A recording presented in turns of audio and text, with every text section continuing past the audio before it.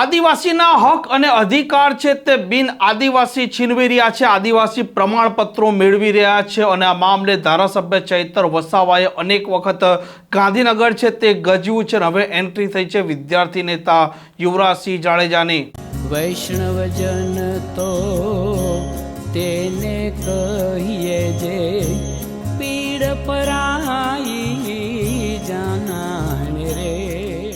નમસ્કાર, આપ જોઈ રહ્યા છો નવજીવન ન્યૂઝ અને હું છું આપની સાથે તોફિક ગાંચી। આદિવાસી જે વિસ્તારમાં રહે છે, જે જંગલમાં રહે છે, ત્યાં બિન આદિવાસી લોકો પણ વસવાટ કરે છે, અનેક માલધારી પણ વસવાટ કરે છે અને આ માલધારી અત્યારે આદિવાસી સમાજના સર્ટિફિકેટ છે તે મેળવી રહ્યા છે, તેના લાભ છે તે ઉઠાવી રહ્યા છે। આવા અનેક વખત મામલા ધારાસભ્ય ચૈતર વસાવા ઉઠાવી ચૂક્યા છે અને હવે ધારાસભ્ય ચૈતર વસાવા બાદ વિદ્યાર્થી નેતા યુવરાજસિંહ જાડેજા મેદાને આવ્યા છે અને અનેક આવા આદિવાસી સર્ટિફિકેટ બનેલા છે તે મામલા તેમણે ઉજાગર કર્યા છે। જે વ્યક્તિ નથી અંબાજીથી ઉમરગામનો કે નથી ગીરબડ્ડો આલેચનો કે નથી એ વ્યક્તિ કે એના પૂર્વજો કે ગીરબડ્ડો આલેચના, પરંતુ આ વ્યક્તિએ ખોટું આદિવાસી સર્ટિફિકેટ ઉપજાવી કાઢેલું અને જાતે બનાવટી ઊભું કરેલું એક સર્ટિફિકેટના આધારે નોકરી મેળવેલી છે અને વર્તમાનમાં જુનાગઢ જિલ્લા રજિસ્ટ્રાર કચેરીની અંદર નોકરી કરી રહ્યા છે એવા નરેન્દ્રભાઈ ભીખનભાઈ ગરચર, જે વ્યક્તિનો પરિવાર અને જોવા જઈએ તો એના બાળકોનું જે સર્ટિફિકેટ કાઢવામાં આવ્યું છે, એટલે કે અનુસૂચિત જનજાતિનું જે સર્ટિફિકેટ છે એ સર્ટિફિકેટ ક્યાંક ને ક્યાંક ખોટી રીતે કાઢવામાં આવ્યું હોય એવું બાબત અમારી સામે આવી છે। હકીકતે જોવા જઈએ તો જે 1977ની સાલનું જે એસટી પ્રમાણપત્ર કાઢવામાં આવ્યું છે અને જેમાં સંદર્ભ આપવામાં આવ્યો છે ફોરેસ્ટ વિભાગના દાખલાનો, જોવા જઈએ તો તમારી સામે આ બંને પ્રસ્તુત કરું છું કે આ છે એ અનુસૂચિત જનજાતિનું સર્ટિફિકેટ છે। હવે આનો જે સંદર્ભ આપવામાં આવ્યો છે એ રેન્જ ફોરેસ્ટર જામજોધપુરનો સંદર્ભ આપવામાં આવેલો છે, તેના ઉપરથી આ સર્ટિફિકેટ કાઢવામાં આવ્યું છે। આ સર્ટિફિકેટનો જે આધાર મામલતદાર ભાણવડે જે કાઢ્યું છે એ મામલતદાર ભાણવડ ના જોઈ શકો છો તમે કે એના હસ્તાક્ષર અને આ જે હસ્તાક્ષર છે એ બંને એક જ વ્યક્તિના હસ્તાક્ષર છે। વાત બીજી કે અહીંયા જે સિક્કો મારવામાં આવ્યો છે રેન્જ ફોરેસ્ટર, અમે જ્યારે આ બાબતની ક્રોસ વેરીફાઈ કર્યું ત્યારે રેન્જ ફોરેસ્ટર નામની કોઈ પોસ્ટ આખા વન અને પર્યાવરણ વિભાગની અંદર ઉપલબ્ધ નથી, એટલે આ પોસ્ટનો ખોટો સિક્કો મારવામાં આવ્યો છે। ત્યારબાદ જે સાઇન કરવામાં આવેલી છે M.K. મીણા, એટલે કે રેન્જ ફોરેસ્ટર M.K. મીણાની સાઇન કરવામાં આવેલી છે। ત્યારે અમે તપાસ કરી કે ભાઈ જામજોધપુરની અંદર આવા કોઈ અધિકારી 1977માં કોઈ ઉપલબ્ધ હતા કે નહીં। આરટીઆઈ દ્વારા અમને જવાબ મળ્યો છે કે રેન્જ ફોરેસ્ટરમાં કે રેન્જ ફોરેસ્ટ ઓફિસરમાં M.K. મીણા નામના કોઈ અધિકારી એ ઉપલબ્ધ નહોતા, એટલે કે આ જે સાઇન છે એ સાઇન ખોટી કરવામાં આવેલી છે અને જેના આધારે આ દાખલો કાઢવામાં આવ્યો છે એ દાખલો પણ હસ્તલિખિત છે અને જે નિયત ફોર્મેટ હોય એ નિયત ફોર્મેટમાં પણ આ દાખલો કાઢવામાં આવેલ નથી। એક જ વ્યક્તિના હસ્તાક્ષર, જે ભાણવડ મામલતદાર અને રેન્જ ફોરેસ્ટ ઓફિસર ના બંનેના એક જ હસ્તાક્ષર, એક જ હસ્તલિખિત આ આધારે આ દાખલો કાઢવામાં આવેલો છે।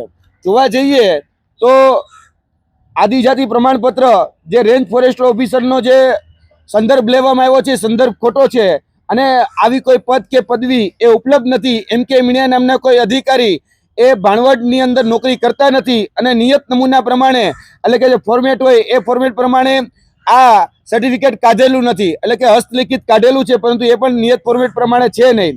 ત્યારબાદ જોવા જઈએ તો નરેન્દ્ર ભીખન ગરચર ના પૂજ્ય પિતાશ્રીનું નામ છે ભીખનભાઈ પૂજાભાઈ ગરચર, જેનો જન્મ 1936માં માંગરોળ તાલુકાના સીલ ગામમાં થયેલો છે અને આ સીલ ગામ ગીરબડ્ડો કે આલેચથી કરોડો જોવા જઈએ તો સેંકડો કિલોમીટર દૂર આવેલું ગામડું છે અને રેવન્યુ ગામડું છે।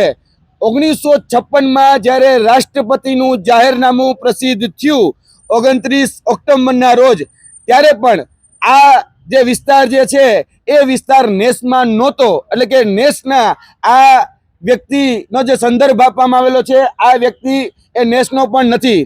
બીજું કે આ વ્યક્તિ પણ નોકરી કરતો હતો, એટલે કે ભીખનભાઈ પૂજાભાઈ ગરચર એ સરકારી નોકરિયાત હતા. જ્યારે અમે એની સર્વિસ બુક તપાસી ત્યારે એ સર્વિસ બુકની અંદર પણ એ જનરલ કેટેગરી જે છે એ જનરલ કેટેગરી જ લખવામાં આવેલી છે.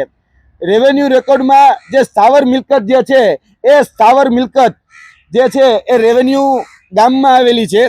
ત્યારબાદ 2006 નરેન્દ્રભાઈ ભીખનભાઈ ગરચરના પોતાના જે દીકરા અને પોતાના જે દીકરી એનું અરજી કરવામાં આવી માંગરોળ મામલતદારને. માંગરોળ મામલતદારને કહેવામાં આવ્યું કે ભાઈ અમારા દીકરાના આદિજાતિના સર્ટિફિકેટ ઇસ્યુ કરવામાં આવે અને સંદર્ભ તરીકે જે આધાર લેવામાં આવ્યો એ આ બોગસ જે નકલી એના પૂજ્ય પિતાશ્રીનું જે આદિજાતિનું પ્રમાણપત્ર હતું તેનો આધાર લેવામાં આવેલો. ત્યારે જોવા જઈએ તો હસ્તલિખિત જે આધાર હતો પ્રમાણપત્ર હતું એનો આધાર લેવામાં આવ્યો.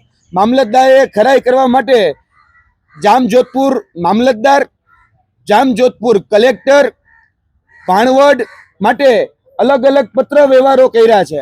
એ તમામ પત્ર વ્યવહારો અમારી પાસે ઉપલબ્ધ છે. આ પત્ર વ્યવહારની અંદર તમે જોઈ શકો છો નાયબ કલેક્ટરે જે પત્ર વ્યવહાર કર્યો તેમાં સ્પષ્ટપણે લખવામાં આવ્યું છે કે વિગતનું રેકોર્ડ મળી આવેલ નથી. અનુસૂચિત જનજાતિના દાખલા રેકોર્ડની ખરાઈ થઈ શકે તેમ નથી. હવે જેની ખરાઈ જ ન થઈ શકે એનો આધાર લઈ એનો સંદર્ભ લઈ અને એના દીકરા દીકરીઓનું ક્યાંક ને ક્યાંક આધાર જે અનુસૂચિત જનજાતિનું પ્રમાણપત્ર એટલે કે એસટી કેટેગરીનું જે પ્રમાણપત્ર છે એ કાઢવામાં આવેલું છે. હવે જે ડોક્યુમેન્ટ જ ઉપલબ્ધ નથી, જેનો આધાર જ ઉપલબ્ધ નથી, એનું ક્યાંક ને ક્યાંક સંદર્ભ લેવામાં આવેલો છે. અને આ ત્રણેય જે બે દીકરા અને એક દીકરી એનો પણ આધાર લઈ એનો પણ કહી શકાય કે અનુસૂચિત જનજાતિનું પ્રમાણપત્ર કાઢવામાં આવેલું છે ખોટો આધાર લઈને. રાજકીય છત્રછાયા અને રાજકીય પીઠબળના જોડે આ જે આધાર કાઢવામાં આવેલું છે 1999માં નરેન્દ્ર ભીખનભાઈ ગરચર જે હતા એની ઉપર 100 કોસ નોટિસ એ આપવામાં આવી હતી કે તમે એસટી કેટેગરીમાં આવો છો એનું પ્રમાણપત્ર રજૂ કરો. અરજદારે પોતાના દાવાના તમામ જે પુરાવાઓ જે છે રજૂ કરવાના હોય અને સ્પીકિંગ ઓર્ડર ફાઇન કહી શકાય કે વિશ્લેષણ સમિતિ છે એને સ્પીકિંગ ઓર્ડર રજૂ કરવાનો હોય. 1999 થી લઈ 2026 સુધીમાં આજ દિન સુધી વિશ્લેષણ સમિતિ હોય કે આની બીજી અન્ય સમિતિ હોય એને આજ દિન સુધી સ્પીકિંગ ઓર્ડર જે છે એ પાસ કર્યો નથી. આજ દિન સુધી વિશ્લેષણ સમિતિ આનો કોઈ ખુલાસો કર્યો નથી. અત્યાર સુધી ઘણી બધી અરજીઓ આની પર કરવામાં આવી. 1993નો આ જે બનાવટી પત્ર હતો એ એક અંદર ઘુસાડી દેવામાં આવ્યો. એ પણ ખોટી રીતે ઘુસાડી દેવામાં આવ્યો કારણ કે એનો સંદર્ભ અમે જ્યારે માંગ્યો કે ભાઈ આની અંદર જે મિનિટ્સ આની અંદર જે વાત કરવામાં આવી છે એના રેકોર્ડ્સ કે અધિકારીએ કઈ રીતે સાઇન કરી એ બધા જ જ્યારે રેકોર્ડ માંગ્યા ત્યારે એનો કોઈ જ આધાર પુરાવો આમાં છે નહીં. એટલે અમે કહીએ છીએ કે આ જે દાખલો છે એ સંપૂર્ણ રીતે બનાવટી છે. આ દાખલાનો ઉપયોગ ક્યાંક ને ક્યાંક અત્યારે સરકારી નોકરીઓ મેળવવામાં તેમજ જે સાચા આદિવાસી છે એ સાચા આદિવાસીનો હક લેવા માટે ક્યાંક ને ક્યાંક આ બોગસ પ્રમાણપત્રનો ઉપયોગ કરવામાં આવી રહ્યો છે. આના માધ્યમથી એસટીને મળતી ગ્રાન્ટ હોય, શિષ્યવૃત્તિ હોય કે બીજા અન્ય જે લાભો છે તાળપત્રીથી લઈને બીજા એ તમામ લાભો આ એસટી કેટેગરીના સર્ટિફિકેટ ઉપર લેવામાં આવેલા છે.